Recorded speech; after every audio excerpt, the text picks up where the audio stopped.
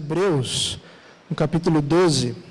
Enquanto vocês abrem, quero reforçar algo importante para a gente saber sobre esta carta, é que ela foi escrita para cristãos que, em sua primeira fase, vamos dizer assim, religiosa, eram essencialmente judeus. Eles eram judeus de nascença. E por isso essa epístola é chamada aos Hebreus.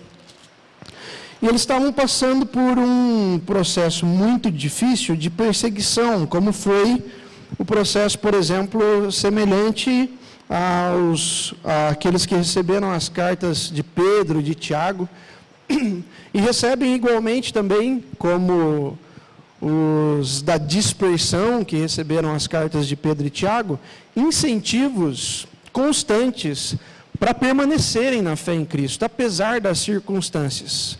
Hoje a gente passa por diversas situações ruins por sermos cristãos. Nós passamos por diversos problemas, principalmente críticas a respeito do nosso posicionamento moral. Muito obrigado.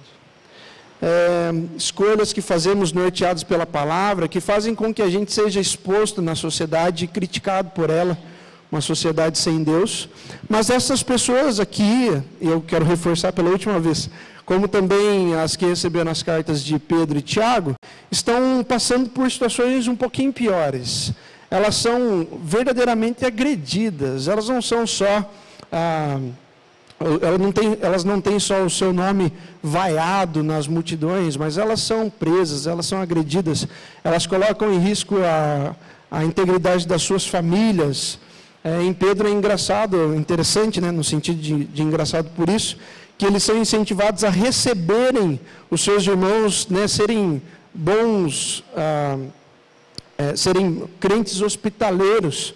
E é muito curioso pensar, né, mas por que isso? Porque se eles recebessem cristãos que precisavam de um local para ficar, muito provavelmente é porque eles tinham perdido esse lugar, eles tinham sido atacados de alguma forma, e recebê-los no seu lar faria também com que você e a sua casa toda se colocassem em risco também. E eles são incentivados a fazer isso o tempo todo. O mesmo acontece nessa carta aos Hebreus, são incentivados a permanecer, são incentivados inclusive a não deixar de congregar, por causa desse problema intenso que passavam, de duras perseguições. São conclamados a verem exemplos na história de pessoas que serviram como mártires, para que eles não tenham nada a temer, porque pessoas passaram por situações semelhantes e mais graves, porque chegaram também a morrer pelo Evangelho, e em todo o tempo são conclamados a irem a Cristo.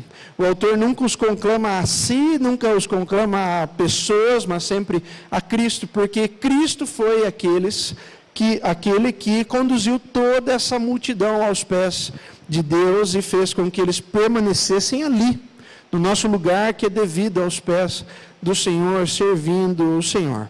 Jesus, para este autor aos Hebreus, é a revelação completa de Deus para nós. Ele é Filho de Deus, Ele é superior aos profetas do Antigo Testamento, aos anjos, a Moisés, né, a categoria líder está ali Moisés. Jesus é superior a eles, Jesus é superior a Josué, enfim. Jesus, durante a carta, ele é citado como o ser eterno, não só eterno em sua existência, mas eternamente o nosso sumo sacerdote, aquele que está entre nós e Deus e faz com que nós sejamos recebidos por Deus, de modo que a gente nunca será recebido por Deus de outra forma, senão pela mediação deste sumo sacerdote, que ofereceu a sua própria vida como um sacrifício perfeito ao nosso Deus, a fim de tirar o nosso pecado, tirar de nós esse peso e colocar sobre nós o fardo dele, que é leve e suave, como ele diz lá no Evangelho segundo Mateus. Nós vemos nesse capítulo aqui, de Hebreus 12, um incentivo para a luta contra o pecado, algo muito bacana quando a gente não combina as coisas e tudo caminha muito bem, em harmonia. As músicas nem se fala, mas principalmente aquilo que o Tiago trouxe para nós no início, a respeito da obra de Deus em nós, que faz com que nós sejamos aceitáveis diante dele. É mais ou menos sobre isso que eu quero trazer para vocês, como vocês já viram ali no slide. Creio que dá para ler. Dá para ler aquela a frase de baixo ali? Vocês que estão no fundo? Sim? Então tá bom. Em Hebreus 12, 14, a gente vai ver sobre a ordem que nós recebemos para perseguir a paz e perseguir a santidade. Para isso, quero convidar a vocês para que leiam juntos comigo do verso 14 até o verso 16, mas nós ficaremos só com a introdução dessa parte, que é o verso 14 e a exortação que esse versículo nos traz. Vamos ler juntos? Leia bem forte comigo Hebreus 12, verso 14 a 16. Segui a paz com todos e a santificação, sem a qual ninguém verá o Senhor, atentando diligentemente, porque ninguém seja faltoso, separando-se da graça de Deus, nem haja alguma raiz de amargura que brotando vos perturbe, e por meio dela muitos sejam contaminados, nem haja algum impuro ou profano, como foi Esaú, o qual por um repasto vendeu o seu direito de primogenitura. Quero convidar vocês para a gente fazer mais uma oração. Senhor, nós já expomos ao Senhor nosso desejo de te ouvir. Nós colocamos ao Senhor o desejo que nós temos, que o Senhor cumpra a sua boa vontade na nossa vida nesta noite, que é nos moldar mais à imagem do teu Filho, vontade que o Senhor tem para todos aqueles que fazem parte do teu povo, expressa lá em Romanos 8. Nós desejamos isso, Senhor, e nós sabemos que o Senhor faz isso por meio da obra da santificação, e nós desejamos então ela em nossa vida. Nos ajude a compreendê-la um pouco mais nesta noite, nos ajude a compreender esta ordem que o Senhor nos dá, nos ajude, Senhor, a não permanecermos com ela, mas lermos esta carta aos Hebreus completa, lermos este capítulo completo na nossa casa, para que nós venhamos a aprender mais de Ti, e não apenas neste curto período que nós temos aqui para pensarmos naquilo que o Senhor tem para nós, que é essa porção que nenhum outro povo pode receber, senão aqueles que fazem parte do povo do Senhor, que são amados pelo Senhor, tal como o Senhor ama o teu Filho, Pai. Ajuda-nos nisso, é o que nós pedimos, em nome dele mesmo, nosso Senhor e Salvador Jesus Cristo. Amém, Pai. Eu estava pensando em casa sobre como hoje a gente tem muitas pessoas que tratam melhor a vida dos animais do que a vida das pessoas, e que, de certa forma, assim, enchem a boca para falar que, se pudesse escolher, conviveria plenamente com os animais e abriria mão de conviver com o ser humano. Você é veterinária, né, Sandy? Nada pessoal. Isso, na verdade, é uma afirmação que soa estranho para os cristãos, porque, assim como a gente já viu até agora, nós somos imagem e semelhança de Deus, nós somos criados de forma última, para que tudo aquilo que fosse criado antes também servisse a nós, para que, fazendo parte daquela criação, nós servíssemos a Deus e dessemos toda a glória a Ele. Então, frases como essa, de que eu abriria mão para viver com os seres humanos, para viver totalmente com os animais, elas não podem soar de qualquer forma para nós, mas devem nos incomodar. Eu quero te incentivar a isso a partir de hoje, se não é o seu caso.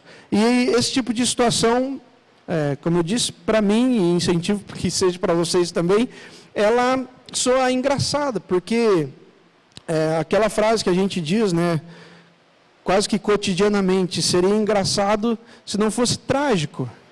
Pensar que realmente existem pessoas hoje que não só falam isso, mas elas estão desejando isso. Abrir mão do convívio com outras pessoas para não apenas se dedicar no cuidado com os animais, mas para verdadeiramente se relacionar com eles ali e brincando com vocês, né, ao ponto de fazer coisas que muitas pessoas fazem na brincadeira, chamar de filho e de filha, mas que outros verdadeiramente consideram assim, e isso não é bom para nós. pensando que entre vocês, a gente pode ter pessoas assim, eu quero te incentivar a responder uma pergunta. Você quer ter uma vida de paz com as pessoas? Se você quer ter uma vida de paz com as pessoas, você precisa ter um bom relacionamento com Deus. E para ter um bom relacionamento com Deus, você precisa ter uma vida de santificação, uma vida de santidade. Como cristãos, a primeira coisa que a gente precisa aprender para viver uma vida de paz é que para se ter paz, para se ter uma vida de paz com as pessoas, eu não posso fazer com que essa vida dependa das ações delas comigo, mas que dependam das minhas ações para com a vida delas. A gente é servo de Deus, como servo de Deus, cabe a gente obedecer em todo o tempo. Se a gente deseja agradar ao nosso Senhor, Jesus viveu em plena obediência, Ele foi totalmente agradável ao Pai, e nós devemos imitá-lo nisso, vivermos em total obediência, para também em Cristo sermos agradáveis ao Senhor. E uma exigência do Senhor para nós é seguir a paz com todos. Obedecer a palavra é o que nos cabe para glorificar o nosso Deus sempre, mas também para que a gente viva melhor, para que a gente tenha uma qualidade de vida espiritual, para que a gente tenha paz com Deus por meio de Cristo e paz com as pessoas também por meio da obediência à palavra. Abra sua Bíblia aí em Romanos 12, é um texto que, eu não sei se é totalmente entendível essa colocação minha, mas é um texto que faz eco, é um texto que quando a gente lê esse seguir a paz com todos, faz com que a gente lembre de Romanos 12, verso 17 e 18, eu quero convidar vocês para a gente ler junto também, só esse pequeno trecho aqui, do pensamento de Paulo trazido aqui no capítulo 12, Romanos 12, verso 17 e 18, vamos ler juntos? Leamos. Não torneis a ninguém mal por mal, esforçai-vos por fazer bem perante todos, se possível, quanto depender de vós, tende paz com todos os homens. Pode voltar lá para Hebreus.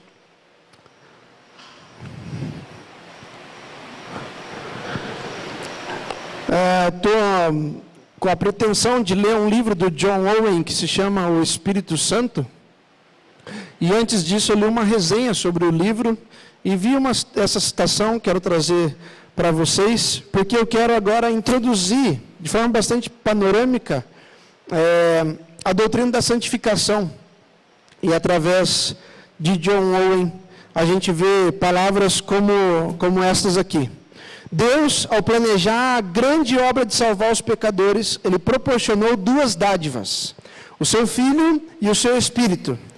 Todas as pessoas da Trindade estavam envolvidas nessa grande obra de salvação. O amor e a graça e a sabedoria do Pai a planejou, o amor, a graça e a humildade do Filho a adquiriu, o amor, a graça e o poder do Espírito Santo a capacitou pecadores a crer e recebê-la. A primeira grande verdade nessa obra de salvação é que Deus enviou o seu Filho para tomar sobre si a nossa natureza e sofrer por nós. E a segunda grande verdade é que Deus deu o seu Espírito para trazer pecadores à fé em Cristo, para que sejam salvos. Quando o Senhor Jesus estava prestes a deixar este mundo, palavras de John Owen, Ele prometeu que enviaria o seu Espírito para permanecer com os seus discípulos, dos quais nós também fazemos parte. Isso está lá entre João 14 e João 16. Palavras de Cristo que falam para nós que nós não ficaremos sós, mesmo após a sua morte e ressurreição, quando Ele ascende aos céus. E uma frase literal agora desse trecho é: conquanto tenha sido grande privilégio conhecer a Cristo quando viveu na terra, privilégio muito maior será o conhecer pela revelação do Espírito Santo aos nossos corações.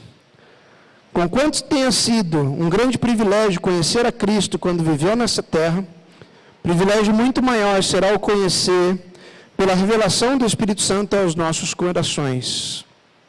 Jesus fala a respeito de nós, que nós somos bem-aventurados se nós crermos na ressurreição sem vermos, sem tocarmos.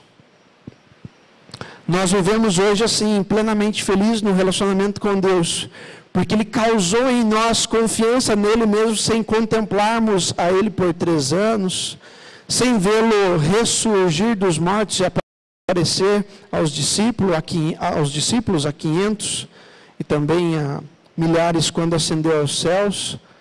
Nós somos estes que têm em si uma ação do Espírito Santo, uma pessoa da Trindade, que faz com que nós venhamos a reconhecer aquilo que Cristo fez muito distante de nós, mas que atinge a cada um de nós até o dia de hoje, fazendo com que a gente tenha força, vigor na caminhada cristã, na negação do pecado, na edificação da vida das pessoas, por meio daquilo que Deus tem feito em nós. Deus edifica a nossa vida para que venhamos a abençoar pessoas. Em 2 Coríntios, o apóstolo Paulo fala sobre isso, exaltando a Deus, dizendo que Ele é bendito, porque Ele tem despejado sobre nós graça, para também ajudarmos outros a passar por quaisquer tipos de aflição. Uma das grandes obras do Espírito Santo é convencer de que o Evangelho que lhes é pregado é verdadeiro e vindo de Deus, e outra grande obra que realiza, o Espírito Santo realiza em nós, é de santificar os que creem no Evangelho. Texto citado de John Owen. Diante disso, quero finalizar essa primeira parte aqui, comunicando a vocês que Deus providencia o desejo, a oportunidade e também os meios para a nossa santificação. Muitas vezes nós oramos ao Senhor: Senhor, me ajude a ser santo. Senhor, eu quero ser santo. Senhor, eu quero ter uma vida de santificação, eu quero ter uma vida de dedicação, mas eu preciso que o Senhor me ajude. Eu preciso que o Senhor me ajude. A impressão que dá é que a gente quer que o Senhor nos empurre, a gente quer que o Senhor fale simultaneamente, como se a gente tivesse um ponto no ouvido, desses que os âncoras dos jornalismos usam. Enquanto ele fala aqui, nós falamos aqui, mas certo é que enquanto nós lemos a palavra, o Senhor nutre o nosso coração, para que quando nós tenhamos oportunidade e o desejo que Ele mesmo coloca na nossa vida, a gente fale mesmo palavras de vida, que nós aprendemos dele dia a dia, através da leitura, da dedicação nossa, no aprendizado da palavra do Senhor.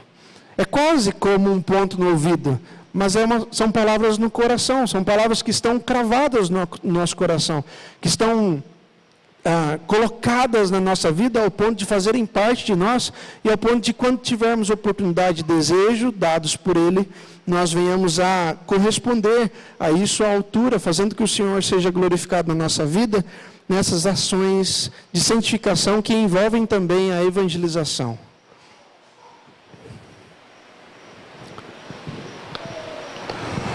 Indo ao texto, este breve versículo agora, pensando nisso tudo que a gente viu, como eu disse, de forma panorâmica, se você tem vontade de estudar isso, há muito conteúdo, e certamente uma parcela deles nós veremos no acampamento, em junho. Sobre, principalmente agora, Hebreus 12, 14, a gente vê aqui o início de uma nova argumentação do autor aos Hebreus, caminhando já para o final dessa epístola. Mas hoje a gente vai ficar, então, como eu disse no começo, só neste início, nessa primeira frase, quando Deus ordena aos Hebreus no passado, e ordena também a nós hoje: persiga a paz e persiga a santidade. Em primeiro lugar, então, persiga a paz. Isso não significa a paz a qualquer preço, porque existe um vínculo muito forte neste versículo e também em toda a esfera de ensinamento cristão, do ensinamento de Deus com o seu povo, o vínculo da paz com o vínculo da perseguição também pela santidade. Portanto, se a gente busca a paz, a gente sempre vai percebê-la vinculada à busca da santidade. Logo, nós não teremos paz com todas as pessoas, mas nós sempre teremos paz com Deus. Porque a paz com todas as pessoas, com todos os homens, mulheres, crianças, idosos, etc., só será possível dentro dos limites que Deus mesmo nos dá, diante daquilo que Ele nos revela ser certo ou ser errado diante dos seus olhos. E a partir do momento em que isso passa dessas delimitações que o Senhor mesmo coloca para nós, nós não podemos tratar ou ter relacionamentos de paz, de harmonia e tranquilidade com aqueles que assim não vivem, Por isso, há, na verdade, situações em que, quando a gente se posicionar diante de algum assunto, fará com que a gente não tenha plena paz nos nossos relacionamentos. E aqui, para mim, é o ponto-chave dessa frase: persiga a paz. Presta atenção. A gente precisa entender que, mesmo quando houver discordância, os cristãos devem expô-las com temor a Deus e amor ao próximo, de modo que o significado dessa ordem recebida aqui, siga a paz, persiga a paz, seja na realidade o dever que nós temos diante de Deus, de nos esforçarmos em manter a paz sempre que houver a mínima possibilidade para isso. Nós somos chamados a ter paz com todos, nós sabemos que isso não poderá acontecer a partir do momento em que as coisas de Deus entram em jogo. Eu jamais terei paz num relacionamento de alguém que incansavelmente luta em favor do aborto. Eu não terei paz no relacionamento de alguém que incansavelmente prega que sim, podemos viver como quisermos, não há lei para a vida. Eu não terei paz no relacionamento com alguém que incansavelmente critica o meu Senhor, ou que, como colocado aqui no início, diz que Ele não existe. Eu preciso ter relacionamento com Ele, porque se não for pela minha vida, talvez Ele nunca ouça do Evangelho. E se eu abrir mão de comunicar o Evangelho para Ele, eu vou também abrir mão daquilo que o Senhor colocou sobre mim e sobre você, que é a incumbência de passar aquilo que nós temos recebido pelo Espírito Santo, pela palavra. Então o convívio deve haver, mas a paz no relacionamento nem sempre é possível. Mas a mínima chance para que isso aconteça, nós precisamos aproveitar e manter. Seguir a paz com todos, persiga a paz, ainda que seja uma mínima possibilidade para que isso aconteça.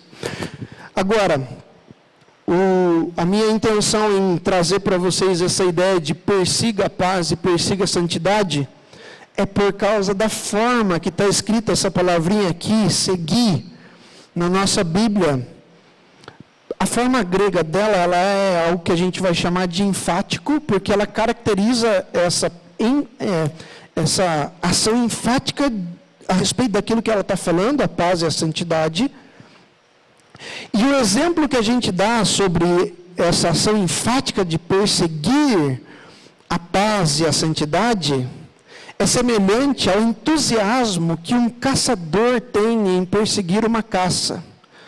Nós sabemos que hoje nós não temos essa liberdade. Ali na região do Mato Grosso do Sul, eu sei que é liberado, por exemplo, a caça aos javalis, porque os javalis causam um transtorno enorme, tanto na produção quanto também nas criações. E ali é permitido. Se você quiser ter uma experiência dessa, você pode ir para lá e ativar, e fazer isso legalmente. E nós sabemos que nós não podemos fazer isso aqui. Então, semelhante a essa ação de caçar, nós nunca teremos, né? A dedicação de um caçador nós nunca entenderemos. Mas todos aqui já viram um documentário Discovery, por exemplo, quando diz ali a respeito da dedicação que um animal predador tem em aguardar a sua presa. Então, aquele animal mais veloz de todos, que é um felino, vocês lembram qual que é? Leopardo? Guepardo. Então, para mim já era leopardo, agora eu sei que é o guepardo. Quando você vê imagens deste predador indo à caça, você vê uma dedicação enorme, e é isso que eu quero trazer à memória de vocês, né, a imagem para vocês. Que a nossa perseguição pela paz e pela santidade, ela não é de qualquer forma, mas ela é semelhante a essa imagem que eu espero que vocês já tenham visualizado aí, que é a de um guepardo indo atrás da sua presa.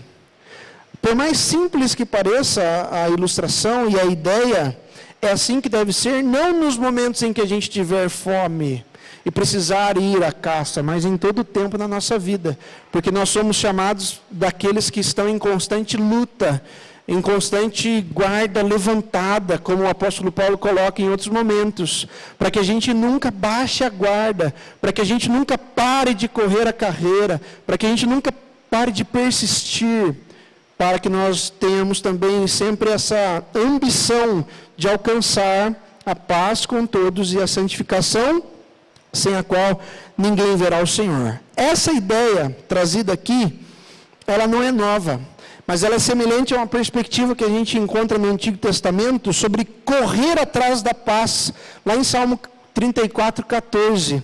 Ali, correr atrás da paz está vinculado e está associado a separar-se do mal. E sempre que a gente pensa em santificação, a gente pensa também em separação.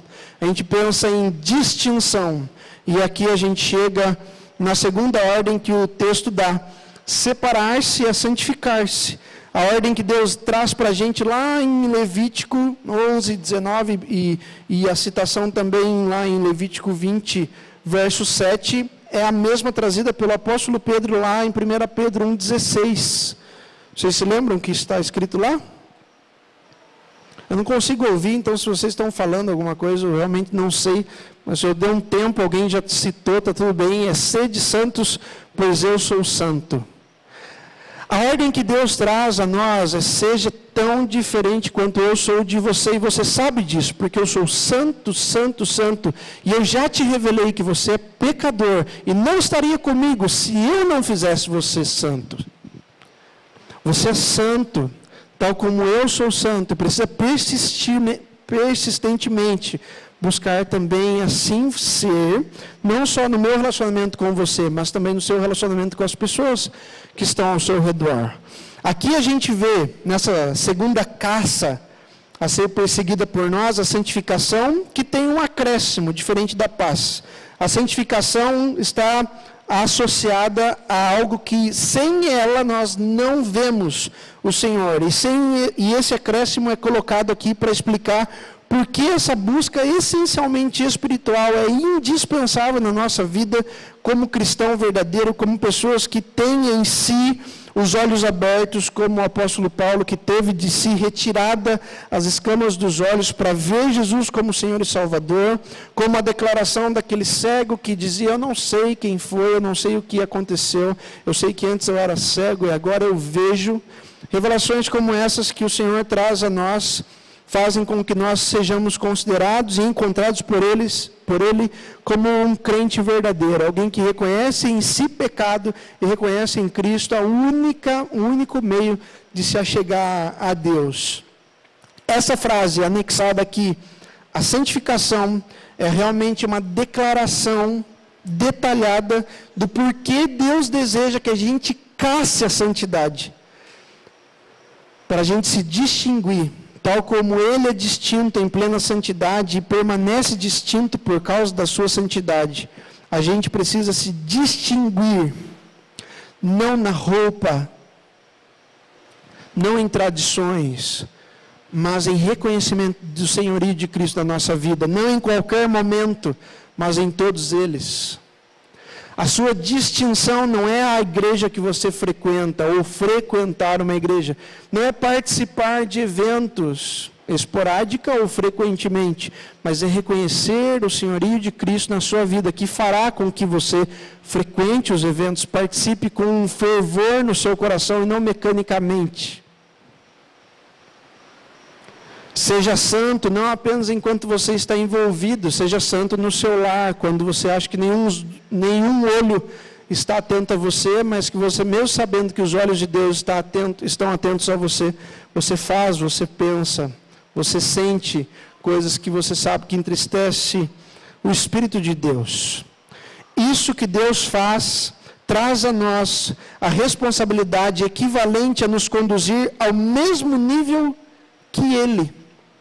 Não em santidade, óbvio, mas em responsabilidade de apresentação.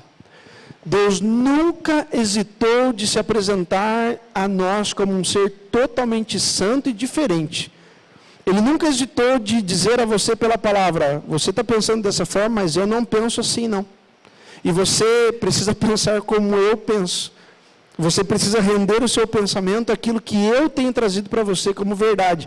E não abraçar a sua própria verdade e seguir como se eu aceitasse de qualquer forma. A gente nunca vai conduzir as pessoas a nós, mas a gente sempre vai conduzir as pessoas à palavra, para que elas sejam conduzidas ao Senhor da palavra, ao Senhor Jesus. A responsabilidade que nós temos é grande, não só de anunciar, mas de viver aquilo que a gente anuncia. Isso nos leva a Colossenses 3,17. Acho que é útil a gente abrir lá. Colossenses 3, verso 17.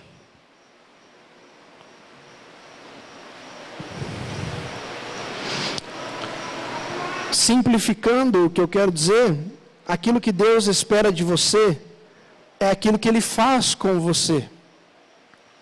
Aquilo que Deus espera que a gente faça não é uma vida de constantes desculpas, mas é uma vida de constante dedicação.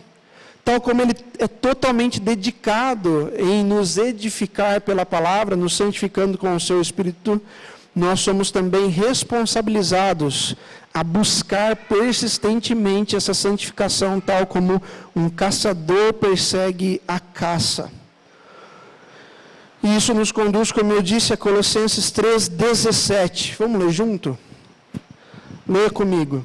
E tudo o que fizerdes, seja em palavra, seja em ação, fazei-o em nome do Senhor Jesus, dando por Ele graças a Deus Pai. Muitas vezes a gente acha que esse texto está dizendo que a gente precisa fazer as coisas em nome de Jesus, consagrar as coisas, consagrar a nossa vida e dizer o tempo todo, em nome de Jesus vai dar certo, em nome de Jesus eu vou falar e a pessoa vai ouvir, em nome de Jesus o meu dia vai ser bom, em nome de Jesus eu vou ser curado e assim por diante. Mas a intenção ali é algo muito mais prático, no sentido espiritual, porque eu creio que a nossa espiritualidade, ela governa a nossa vida, ela fundamenta tudo aquilo que a gente vive.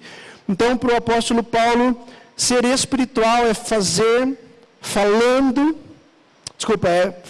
isso, em tudo que a gente fizer, seja falando, seja colocando mesmo as mãos, nós fazemos em nome do Senhor Jesus, não crendo no poder do nome do Senhor, mas entendendo que tal como Cristo nos representa diante de Deus e faz com que nós sejamos aceitáveis, nós podemos também representar Cristo e conduzir as pessoas a Cristo naquilo que fazemos, naquilo que falamos, naquilo que nós fazemos também.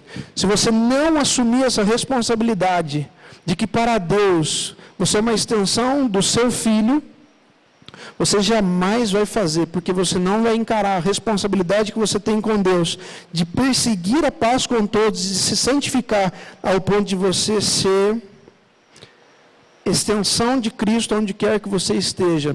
E se você não for, e as pessoas souberem que você é crente, será uma vergonha também para o Senhor, por causa da sua omissão. Não só da sua, da minha também. Se nós não falarmos e não fizermos, e as pessoas souberem que nós somos crentes em Cristo, será uma vergonha para o nosso Pai.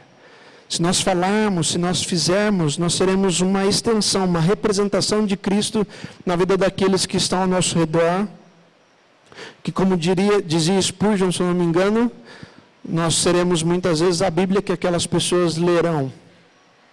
E elas, se Deus permitir, serão convidadas por nós, convencidas pelo Espírito e se reunirão a nós para uma vida também de santificação.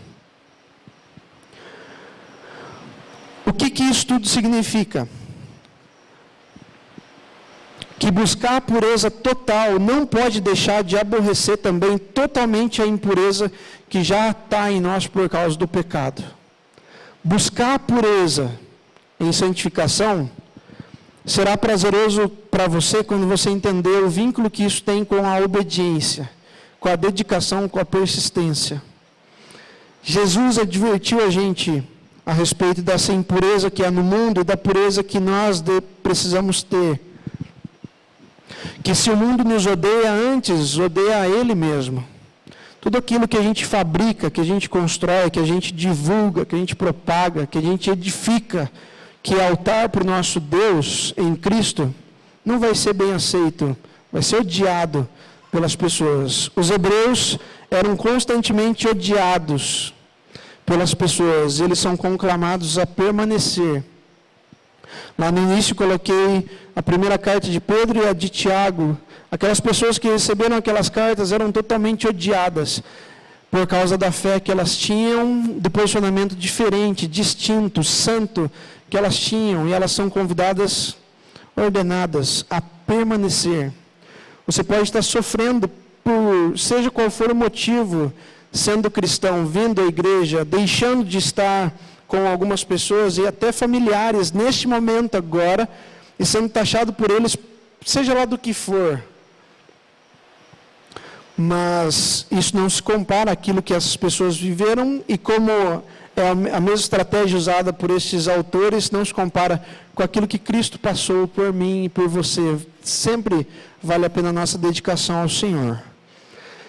Por último, antes de concluir, se a gente deseja ver a Deus como consequência de uma vida distinta, separada, santa, a gente precisa compreender que isso só é possível agora por causa de Cristo, bem como será também plenamente possível, completo, quando Cristo voltar. Último texto, abra em 1 João, capítulo 3, verso 12. Verso 2. Você e eu desejamos ver Deus com toda certeza. Desejamos um relacionamento com o Senhor. É isso que nos trouxe aqui. Entendemos que isso só é possível por causa de Cristo. E nós já temos desfrutado um relacionamento com Deus profundo em Cristo agora. Isso vai aumentar muito. 1 João 3, verso 2. Quero convidar vocês para a gente ler junto. E daí a gente caminha para a conclusão. 1 João 3, verso 2. Leamos juntos. Amados, agora somos filhos de Deus, e ainda não se manifestou o que haveremos de ser. Sabemos que quando Ele se manifestar, seremos semelhantes a Ele, porque haveremos de vê-lo como Ele é. Caminhando para o final, então. Você almeja, você deseja, você quer que Cristo volte. Aquela palavra que nós citamos, Maranata, que conclama a volta do Senhor Jesus para Ele buscar a sua igreja, para Ele redimir tudo, para que Deus seja totalmente, para que Cristo seja totalmente glorificado. Você almeja isso? Você deseja ver a Deus? Muita gente quer ver a Deus agora, mas muita gente também não quer ver a Deus no porvir ou através da morte. Mas é um questionamento que a gente precisa fazer. Você entende que para ver a Deus, você precisa caminhar em santidade, se sujeitar a Deus em oração e o conhecer pela palavra? Isso entrou na tua mente? Você muitas vezes ouve isso desde a tua infância e talvez isso ainda não tenha entrado na tua cabeça. Que a única forma de você ver a Deus é através de uma vida de oração e de dedicação no conhecimento dEle pela palavra. É óbvio, tudo isso porque a consequência natural de uma vida de fé verdadeira, alguém que teve os seus olhos abertos, foi convencido do pecado, da justiça e do juízo pelo Espírito Santo, é isso, orar e conhecer ao Senhor pela palavra. Você entende que isso é possível porque Deus em Cristo te deu fé, que o Espírito Santo te convenceu do pecado, da justiça e do juízo? Isso é real para você? Se sim, eu quero convidar vocês àquilo que está escrito ali. Viva de uma forma honrosa para o seu Salvador. Santifique-se, seja bíblico, seja conforme a vontade de Deus, casse isso. Casse a paz com todos, casse a santificação, seja diferente. Para concluir a pergunta 35 do breve catecismo, um material que se você ainda não leu, você precisa ler o quanto antes, ela define santificação, eu quero ler para vocês. Pergunta 35 do breve catecismo de Westminster. A resposta a respeito do que é santificação é a seguinte: é a obra da livre graça de Deus, pela qual nós somos renovados em todo o nosso ser, segundo a imagem de Deus, e habilitados a morrer cada vez mais para o pecado e viver para a retidão.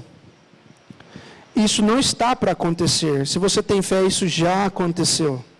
Você está habilitado a viver assim. Você não precisa necessariamente ficar clamando, Senhor, me santifique. Ele tem feito isso. Se você tem fé, Ele tem feito isso. Talvez cabe a você agora mergulhar nisso e caminhar assim, como eu incentivei, né? Não só aqui, não só nos eventos, mas em todo o tempo, na tua família principalmente.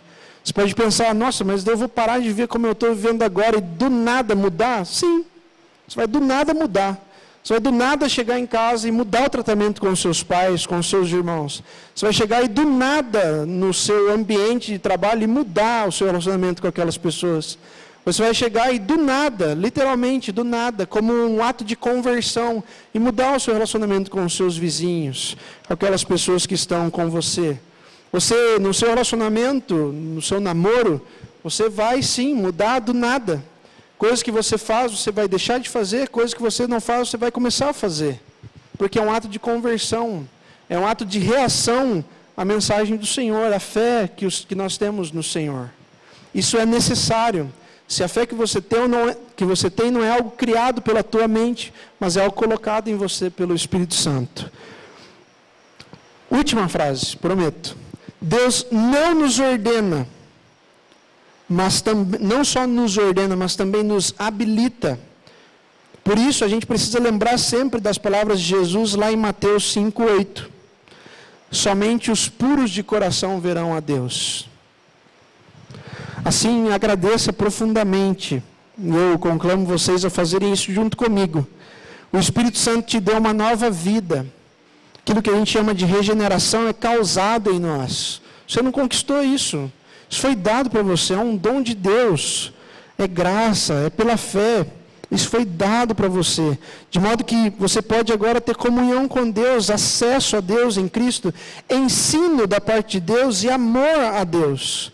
E se assim é, você não terá, mas você já tem a habilitação para ter paz com todos, pelo menos naquele risco mínimo, para ter constante acesso àquelas pessoas, para ser o canal de bênção na vida delas e de comunicação do Evangelho na vida delas. E você também já está habilitado pelo próprio Deus a ter uma vida santificada, diferente, não esporadicamente, mas constantemente. Quando? Agora, a partir de agora. A sua consciência ela não vai esperar um certo momento. Se há ação de Cristo na sua vida, há vergonha pelo pecado, há desejo de mudança. Isso não pode ser premeditado, isso tem que ser urgente. Os puros de coração verão a Deus, nós desejamos ver a Deus. Para ver a Deus precisamos ter uma vida santificada e em paz com todos os homens. Vamos orar mais uma vez? Senhor nosso Deus, como é bom, Pai, estar diante da Tua Palavra e não ser apenas confortado por ela, mas também perceber que o Senhor exige de nós. E aquilo que o Senhor exige de nós não é uma exigência solta, não é uma exigência como se fosse algo penoso, ou como se isso que o Senhor exige fosse inalcançável. Mas Deus, nós vemos a Tua Palavra... Vemos na Tua Palavra que o Senhor exige de nós aquilo que o Senhor nos dá meios para realizar. O Senhor exige de nós a santificação, o Senhor nos dá o desejo para isso. O Senhor exige de nós que anunciemos o Teu Evangelho, o Senhor nos dá a oportunidade para isso. O Senhor exige de nós que vivamos de uma forma persistente, o Senhor mesmo nos incentiva a isso por meio da Tua Palavra, mostrando que o Senhor não se cansou em nenhum momento, enquanto não concluiu na vida dos nossos antepassados, e o Senhor não se cansa enquanto não concluir na nossa vida a boa obra que o Senhor começou. Deus, ajuda-nos, Pai, a ter vergonha da vida que a gente está levando, não pelo que as pessoas vão pensar, mas pelos olhos do Senhor atentos na nossa vida. Muitas vezes a gente tem mais vergonha do que aquilo que as pessoas vão pensar de nós, se a gente mudar a nossa atitude para glorificar o Senhor, do que aquilo que o Senhor já tem pensado a respeito da nossa vida, em cada momento que a gente tem envergonhado o Senhor. Em ações ruins e também em omissões. Ajude-nos, Senhor, a sermos caçadores da paz e da santificação, porque nós queremos ver o Senhor, queremos ter um coração puro, queremos ser dignos da vocação que o Senhor nos deu, a vocação de sermos servos do Senhor, de sermos amigos do Senhor, e em Cristo sermos adotados à sua família, sentarmos à tua mesa e desfrutarmos do teu reino. Ajuda-nos, Deus, a não ver vantagem nisso, porque realmente não há vantagem alguma. Somos adotados na Tua família, é graça do Senhor. Cabe a nós continuar agindo como escravos do Senhor, que servem ao Senhor em todo o tempo, incansavelmente, ainda que venhamos a abrir mão dos nossos prazeres. Senhor, ajuda-nos a ter prazer em Ti. E o Senhor já tem feito isso, essa é a verdade. O Senhor tem nos conduzido a conhecermos mais profundamente a Tua palavra e a Tua tão grande obra na nossa vida. E a gente tem, até o momento, ainda negligenciado isso. E nós pedimos a Ti que assim não seja mais. Para que verdadeiramente aquilo que a gente vê de defeito na nossa UMP, na nossa UPA, na nossa igreja, seja restaurado, seja edificado, seja concluído, seja mudado pela nossa vida. Que aquilo que a gente vê de falha no envolvimento dos jovens, que aquilo que a gente vê de falha na dedicação das pessoas, em uma vez a cada 2 meses, muitas vezes, se reunirem para nos conhecermos mais, para sabermos das dificuldades uns dos outros, para orarmos uns pelos outros, mas isso tem sido negligenciado, que não seja a partir de nós, e que a gente comunique a essas pessoas o quão tem sido bom estarmos juntos, e que a gente comunique a essas pessoas o quão tem sido bom ouvir do Senhor, cantar ao Senhor, conviver contigo, não apenas na nossa igreja, na nossa casa, mas reunidos com todos os crentes, porque o Senhor não chamou só um, o Senhor chamou uma multidão, e o Senhor deseja que essa multidão caminhe junta. Ajuda-nos, Deus, a ter consciência disso, para perseguirmos a paz, forçadamente com aqueles que estão de fora, mas naturalmente com estes que estão aqui dentro do Teu rebanho, Deus. Em nome de Cristo nós oramos assim, clamando ao Senhor perdão pelos nossos pecados, clamando ao Senhor perdão pelas nossas falhas, que realmente são grandes, Pai, que são profundas, que certamente, muitas vezes, mancham a Tua glória. Mas nós pedimos perdão, nós nos arrependemos diante de Ti e clamamos ao Senhor, que nos auxilie a ter coragem para nos posicionarmos diante das dificuldades, de expressarmos nossa fé, de nos posicionarmos como filhos do Senhor. Assim nós oramos em nome de Cristo, Pai. Amém, Pai.